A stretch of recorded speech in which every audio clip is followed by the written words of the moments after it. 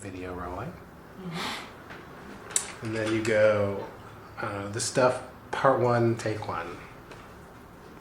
All right. Yep. Perfect. All right. I clearly was not. It's alright. Mhm. The cloud was a little surprising. I was. Like the universe just kind of sneaks in. Tells you it's time. All right. This is the stuff. My name is Elena, I'm Shamika. and we have a guest with us today. Hi, I'm Tara. And this episode of The Stuff is very special. I say that every time, but this time I'm for real. Because there's so many things happening in this room besides the pizza in my mouth that you don't even know, okay? We have all kinds of equipment. I feel very watched right now because we're using an actual camera. There's lights. There's a camera person. Hey, Anna. How you doing? You look great, by the way. So, tonight's episode is full of all kinds of amazing things. So keep watching. Or right now, you know what we gotta do. It's time for my favorite song.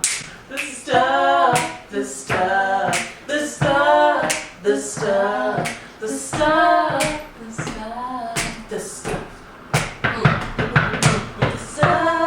The stuff, the stuff, the stuff, the stuff, the stuff. Gotta have it. The stuff. You know, we sing it in a different key each time. You don't know Like what key you're harmony gonna do. changes. I never learned how to harmonize at pretend. Oh. Because I always wanted to be on SWB, you know, or one of these girl groups with me and my cousins, and none of us could actually harmonize. Yeah. But we all thought we could. It was good times.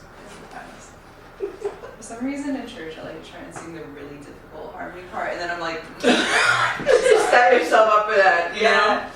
I don't Totally. sing. I try not to. You're so funny. Yeah. Well, I'm like, I have a deep voice, or I can, and so I'm always trying to be like, yeah, I actually can sing very deeply, because Tony Braxton made it cool when I was a kid to be that alto in the choir. So I take advantage of that when I can. And then when Mariah's song comes on, I pretend that I'm a soprano. her voice is crazy though. Right. Like, yeah, because it's like 5 octaves plus, which is amazing. And Like- she sustained it this whole time. Well, Yeah. Yeah. well, Yeah. I heard about what had happened at the tree lighting. I mean, I wasn't there, but Wait, was that an alcohol incident or was that a ritual incident? Because those are two separate things. Oh, you know what? And I love Mariah, so that's not. I do too. You know, Mariah, baby, we asked you before. We still believe you can do it. Like keep it on. Isn't But she in Vegas now? Isn't she still in Vegas? I didn't know she was. But I do know that last year when they had the big tree lighting thing in Rockefeller Center, she was there. I did not hear very good things about what had happened while she was there. But it was also the night where like half the city was trying to burn the tree down anyway because of what had happened. So it made sense in the scheme of the evening to me. That she would not be at the bar. Mm-hmm. So you were telling me how this whole thing started. Oh yes. I need to hear the origin story of this Such get a- together Yes. that we recorded. So this all started because of a business class at Columbia. Okay. And that shout out of the episode goes to Guthrie.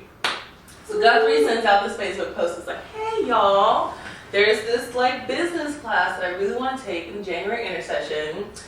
All I saw was technology something, and I was on it. I was like, what, where, when, how can I get down? And then he was like, I just need a couple other people to be in this group. We have to come up with a business plan, and then you go through this class.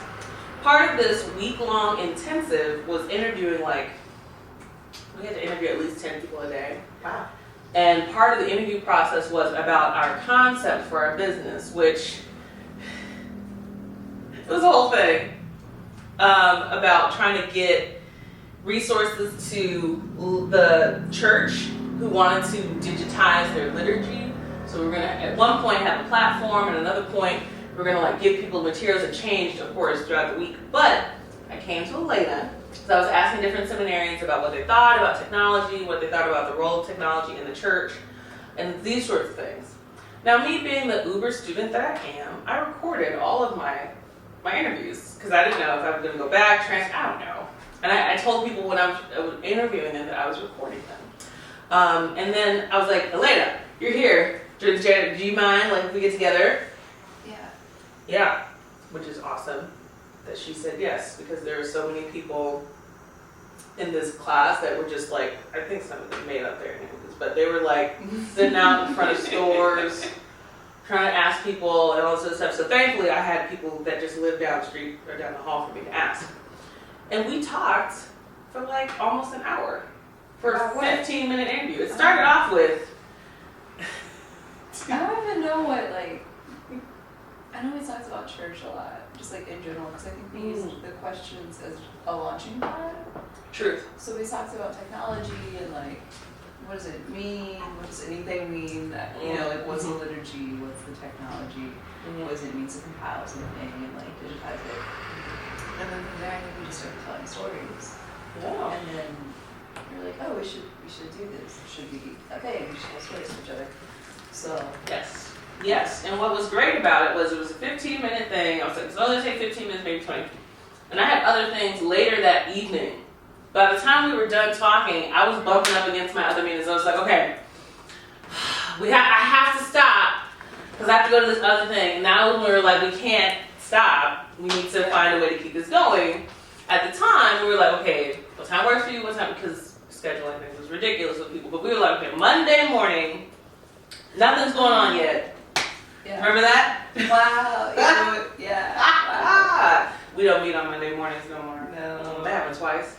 So the stuff is like an ongoing conversation. Mm-hmm. It's almost like our designated, we're gonna hang out during this time and have a conversation. And sometimes other people are gonna come with us. Exactly. Sometimes they won't. Yeah. Sometimes you feel like a nut. Sometimes don't. Thank you. I watch television in the night. It took me a second. I was like, I know what that is. My brain does it all day long because I have jingles and commercials and TV shows and movies and stuff just floating in my head. So whenever anything even remotely comes close, my brain goes there. I haven't had a TV since I was like 18, and I haven't watched a lot of movies, and I didn't have internet for like the last 4 or 5 years. So